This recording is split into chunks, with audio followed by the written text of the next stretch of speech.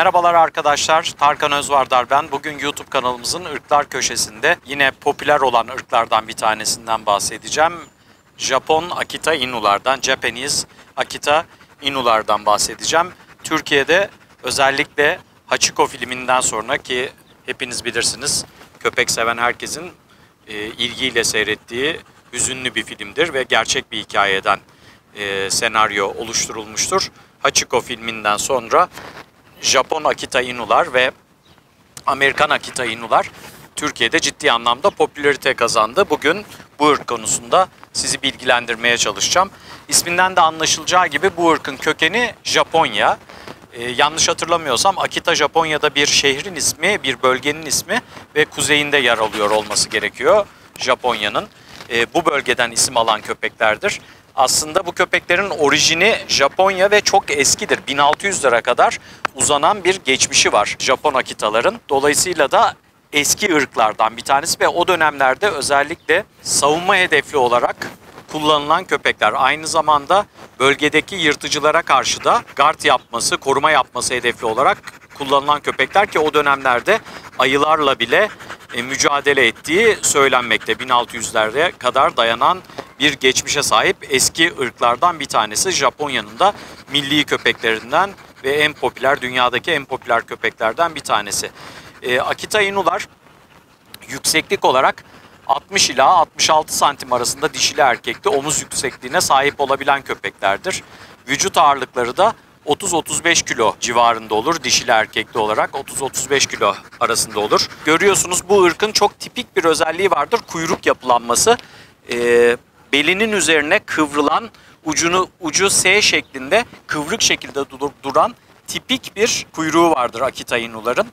Ve bu ırkı birçok renk varyetesinde görmek mümkün ama en popüler olanı gördüğünüz bu tarçın renk ve beyazdan oluşan renk varyetesi. Bunun haricinde kaplan derisi manzarasında brindle diye bilinen renk varyetesi var.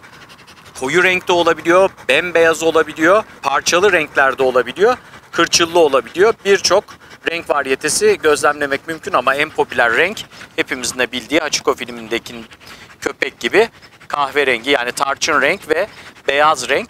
Görüyorsunuz hafif sivri ama kısa bir burnu var.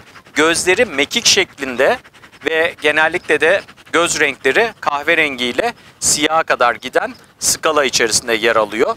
Tüy yapısı, orta uzunluktaki tüy yapısında sağlam bir tüy yapısı var. Alt tüy yapısı çok sağlam, soğuk hava şartlarına dayanıklı, sıcağı çok fazla seven bir köpek değil, sıcaktan imtina eden bir köpek ama soğuk hava şartlarına dayanıklı ve bu ırka edinecek olanların mutlaka haftada en az 2-3 defa köpeklerini düzenli olarak taramaları gerekiyor. Özellikle de mevsim döngülerinde biliyorsunuz çok daha fazla tüy döküyorlar ve buna bağlı olarak da taranma ihtiyaçları artıyor. Yine bu ırkın özelliklerinden bir tanesi davranışsal olarak son derece cesur köpekler olması.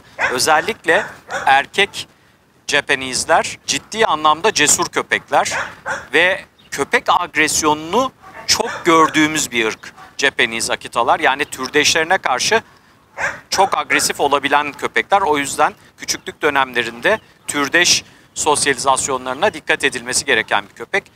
Cesur oldukları için birazcık da kavgacı yapıda olan köpekler ve itaat algısı düşük köpekler. Niçin? Çünkü özgürlüklerine çok düşkün olan köpekler Japanese Akitalar. Yani nevi şahsına münhasır denir ya, işte aynen onun köpekte vuku bulmuş hali Japanese Akitalardır. Bu ırkın dediğim gibi cesareti çok yüksek olmasına bağlı olarak koruma köpeği olarak da kullanıldığına şahit olabilirsiniz. Ama Japanese Akitalar daha çok fiziksel özellikleri ve bu özgür yapısından dolayı tercih edilen köpekler. Türkiye'de de son dönemlerde çok popülarite kazanmış köpekler ama göründüğü gibi mesela bu köpek egzersize olmuş pozisyonda olduğu için bu kadar sakin bir şekilde yanımızda durabiliyor. Aslında insanla ilişkileri iyi düzenlenirse çok iyi olabilen köpekler, aileye uyumlu olabilen köpekler ama aynı zamanda bir bekçi yanları var. Dolayısıyla da komşularınızla olan ilişkilerinizde dikkat etmeniz gerekiyor. Bazen Akitaların korumacı tutumları ön plana çıkabiliyor ve buna bağlı olarak istenmeyen şeyler yaşanabiliyor. Her ne kadar itaat algısını sevmese de küçükten itibaren katı bir itaat olgusuyla tanıştırmak gerekiyor Akitalara. Tabii ki katı itaat algısı derken köpeği baskı altına almaktan bahsetmiyorum. Birazcık itaat olgusunun üstüne düşmekten bahsediyorum. Diğer ırklara nazaran biraz daha bu konuda fazla çalıştırılması gereken ırklardan bir tanesi Akitalar. Son derece çevik hayvanlar, kompakt bir vücut yapıları var. Bu kompakt vücut yapısına bağlı olarak çok iyi sıçrayabilen, çok iyi koşabilen, aktarımları çok dengeli olan ırklardan bir tanesi Akitalar. Ve Akitaların bir takım genetik hastalıkları var. Bunca yıldır üretilen köpekler ve popüler ırk olduktan sonra üretimleri daha da hızlandı ve buna bağlı olarak bir takım hastalıkları, genetik hastalıkları gözlemleyebiliyoruz. Özellikle en başta söylemek istiyorum, bizim ülkemizde sokak hayvanları çok fazla olduğu için buna bağlı olarak da özellikle viral hastalıklar, parvoviral enterit ve distemper dediğimiz yani kanlı ishal ve gençlik hastalığı olarak halk arasında bilinen hastalıklar çok yaygın. Akita Inular genetik olarak bu hastalıklara karşı çok duyarlı. Dolayısıyla bir Akita Inu, Japanese Akita Inu edindiğiniz takdirde aşı programına çok önem vermeniz gerekiyor. Özellikle karma aşılarını 3 tekrarlı yapmak, hatta sadece parvoya spesifik olan aşılarla başlayıp özellikle parvoviral enterite karşı korunmasını sağlamak çok çok önemli. Bu ırkın yine genetik olarak yatkın olduğu gastrik dilatasyon volvulus denilen mide torsiyonu ya da mide dönmesiyle karakterize olan bir hastalığa da yatkınlıkları yüksek. O yüzden bu anlamda da dikkat edilmesi gerekiyor. Ne tür önlemler alınabilir? Bu konuda birincisi kesinlikle tek öğün beslememek. En az 2 öğün beslemek, yetişkin bile olsa, çünkü mide torsiyonunu, mide dönmesini en çok tetikleyen şeylerden bir tanesi. Bir defada çok miktarda mama alınması ve bunun üzerine de artan susuzluk ve buna bağlı olarak da fazla su içilmesi, suyla birlikte havanın da yutulması ve midenin kendi çevresinde dönerek köpeğin ölümüne kadar giden rahatsızlıklara ve kayıplara sebebiyet vermesi. Akitaların böyle bir hastalığa yatkınlığı var. Bunun haricinde bazı göz anomalilerine de rahatsızlıkları var bu hayvanların. Retinal bozukluklara yatkınlıkları yüksek. O yüzden göz açısından da mutlaka kontrol altında tutulması gereken köpekler. Aynı zamanda lupus dediğimiz hastalığa yatkınlıkları yüksek ve yine büyük ırklara spesifik olan kalça displasine yani kalça çıkıklığına yatkınlıkları olan ırklar. O yüzden sağlıkları konusunda dikkatli olmak gerekiyor. Aslında hayatları boyunca dirençli köpekler olduğu için böyle çok fazla infeksiyöz hastalıkları, işte üşütmeye falan yatkınlığı olmayan köpekler, sağlam sindirim sistemine sahip olan köpekler ama genetik anlamda bahsettiğim hastalıklara yatkınlıkları olduğu için bu anlamda dikkat edilmesi gerekiyor.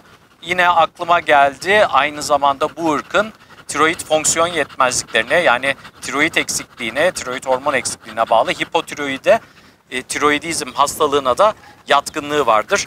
Bu hastalıkta genellikle beraberinde obeziteyi de getirir. Yani kilolu olan akitalarda gözlemleriz.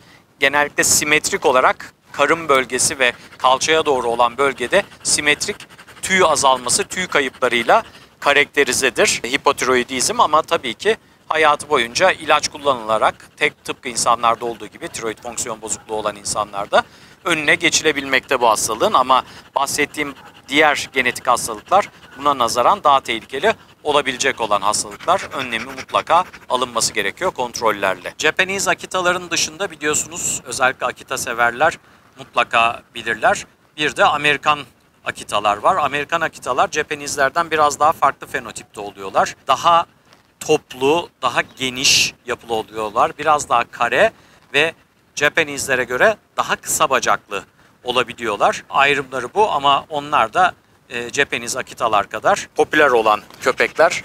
Aynı zamanda Türkiye'de Amerikan Akitaları da görmeniz mümkün, ama Japanese'ler, özellikle Japon Akita Inu'lar tüm dünyada çok daha popüler olan köpekler. Yine bu köpeğin beslenmesinde özellikle yaz aylarında balık proteinlerinin kullanılması taraftarıyım ben, kendi görüşüm. Tüy bütünlüğünü sağlamak için ve de çok yüksek seviyede kilo almalarına engel olabilmek için. Yüksek tahıllı mamalardan kaçınmak gerekiyor. Çünkü çok kolay kilo alabilen köpekler ve enerjik köpekler, egzersize mutlaka edilmeleri gerekiyor. Yalnızlığı pek sevmeyen köpekler, çok fazla insanla interaktif değiller ama aynı zamanda da yalnızlığa da çok toleransı olan köpekler değil. Düzgün egzersize edilmesi, düzgün yürüyüşler yapılması, birlikte özellikle koşmak, bisiklet egzersizleri gibi egzersizlerle hayatı renklendirildiği takdirde sorunsuz bir şekilde sizinle yaşayabilen köpekler. Ama söylediğim gibi küçükten itibaren itaat konusuna biraz önem göstermek gerekiyor ve agresyon ihtimaline karşı da önlemleri almak gerekiyor. Gerek türdeş agresyonu gerek de tür dışı agresyonu konusunda mutlaka kişinin önlem alması gerekiyor. Akitalar hem indoor ev içerisinde hem de dışarıda yaşayabilen köpeklerdir. Ancak ev içerisinde bakacak olanlar tüy olgusunu mutlaka göz önünde bulundursun. Özellikle mevsim döngülerinde ciddi anlamda tüy kaybeden köpeklerdir. Eğer tüye karşı duyarlılığı olan, alerjisi olan veyahut da tahammülü olmayan kişilerin kesinlikle Akita seçmemesinde fayda var. Çünkü bu köpekler mevsim döngülerinde hatta bütün yıl sürebilen tüy kayıplarıyla karakterize bir olguyla yaşarlar sizinle.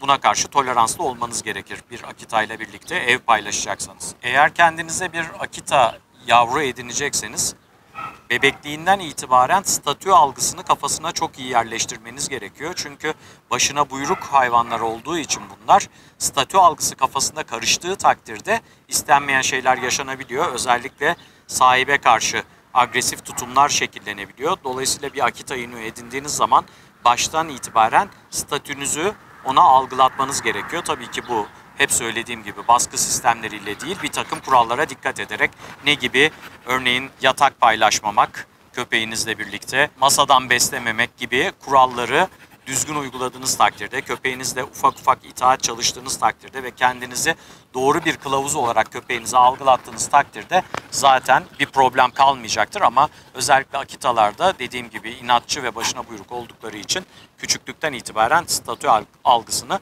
düzgün organize etmek gerekir.